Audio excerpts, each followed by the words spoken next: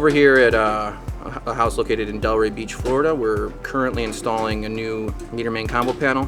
The reason why we're doing this is to upgrade the system for a solar system that will be installed later on in the house. Current code dictates you have to have a service disconnect on the outside of the house, and also the bus bar of the panel needs to be upgraded in order to handle the additional current load that the solar panel will be supplying the house. Like like you have the power that the house would normally function under, which was done with a load calculation that's specific to that house. So when you add a solar system, you're actually still using the power that would come into that house, but you're also having power go back the other direction in excess of the power that was originally planned to handle. It's kind of a quick introduction into how it works, but we want to upgrade that bus bar and the entire entrance system so that it can handle the additional amperage load. So we're gonna add a second ground rod for the ground equipment system. So we're using the existing one, which is already there in the slot, and then we added another one, and we got to make an uninterrupted wire all the way to the ground point on the panel. By code, they got to be over 6 feet apart, within 6 and 8 feet apart.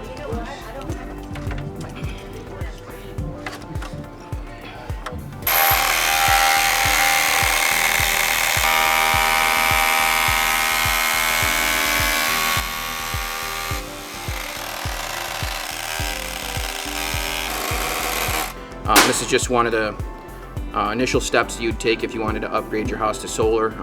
Solar is definitely, obviously, on the forefront of an upgrade people are interested in doing. So that's why we wanted to take the time to focus on this a little bit and kind of explain some of the necessity of why the work that we're doing is needing to be installed. So our team's out here today. We do this frequently, so obviously we're very dedicated to the high quality installation. Simon Electric is just always trying to, be right at the forefront of technology, right on top of code, the latest codes. We have meetings that go over all the code changes that are happening.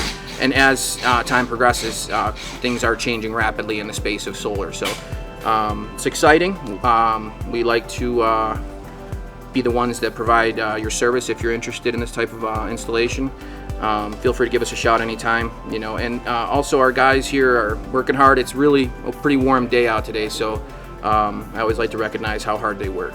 One of the most important aspects of any job site, including this one, is to make sure that the staff and our electricians are being extremely safe. I mean, that's what we see as the most important aspect. Then comes quality, but initially is the safety factor. And one of the main safety threats, as far as we see it, is the extreme heat here in South Florida. The heat can be, let's face it, a silent killer. I mean, people consistently have heat stroke in our area. I've been on job sites where that's happened before. And you know how when you get cold, how you get goosebumps?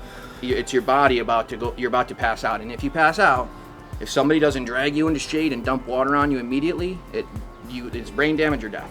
So we try to impress upon our guys the importance of, staying hydrated, more than you think you need. I think that's very important. Also maintaining a clean job site where there's less tripping hazards and free of debris that would not necessary to be there. So just paying attention to these small details, are what contribute to a safe, efficient, and productive job site. We like to make sure that the guys understand that and appreciate it, and then they pass it on to the next, generation of crew members that come in. And it's just, rule of thumb here at Simon Electric. As I'm sure you noticed, when we removed the old panel, it looked like the original builder potentially had made a hole in the wall. It was because this conduit here, as it swoops out of the wall, it's kind of unusual. Normally it will stub directly up from below the slab, but in this instance, maybe when they did the ground rough, the conduit where it was staked was a little bit off, so it came up inside the foundation after it was poured, so they had to kind of angle it out like this. And what ends up happening in that instance is the block layers have to kind of build around it, and they didn't, for whatever reason, it was never fully concreted. So what we did, we filled it with foam and concrete, and then did a layer underneath, and then a layer after we just finished installation of the panel to try and match the stucco as best as we can. I mean, we're not stucco experts, but we try to do our best to have the finished product be as aesthetically pleasing as possible.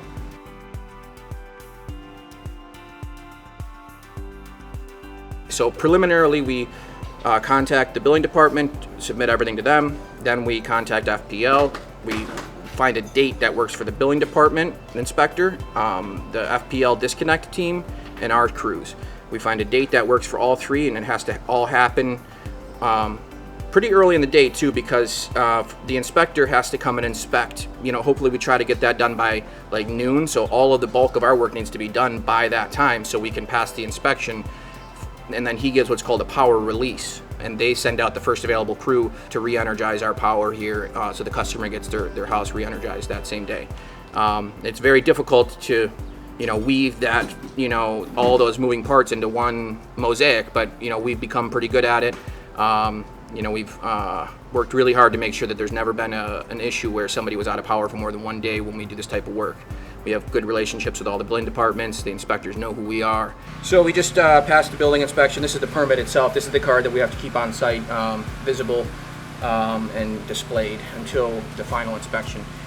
We just got the power release, that's what this piece of paper is, and what that says is Florida Power and Light can re-energize this. It's been inspected by the billing department. Over the years, I've learned, all inspectors are different, but generally speaking, they just want to see the same thing. They want to see high quality workmanship, things done properly to code, and punctuality, as well as attention to detail, which we try to always apply those things. Those are the things that I've learned that they're looking for. Like a neat construction area and safety, along with also making sure that we follow all the codes, National Electric Code. So, those are the details that I've noticed that, generally speaking, most inspectors look for. So across the board, as long as you're just doing the right thing, essentially, and you have a high pride in your work, that shows through to the inspectors, and usually things go smoothly, and they don't give you a hard time at all.